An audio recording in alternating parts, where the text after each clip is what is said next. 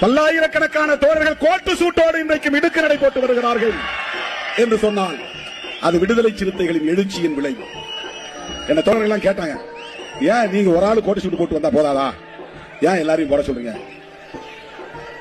என் கண்ணார பார்க்கணும். கட்டிட வேலை செய்கிறவன் கோட்டு சூட்டோடு வர வேண்டும்.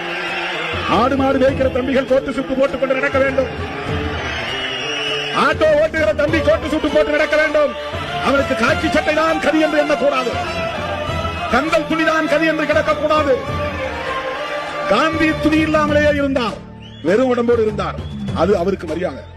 சமகாலத்தில் புகழ்பெற்ற தலைவராக விளங்கிய புரட்சியாளர் அம்பேத்கர் அவர்கள் ஒவ்வொரு நாளும் கோட்டு சூட்டோடு தான் வெளியே போவார். அந்த குடும்பம் வறுமையிலே உழன்ற போது உடையிலே கவனம் செலுத்தியவர் புரட்சியாளர் அம்பேத்கர். இன்னைக்கு என்னுடைய தம்பிகள் அத்தனை பேர் என்னோட வந்து கோட்டு சூட்டோட நிற்கிறான். Blue shirt, blue pant.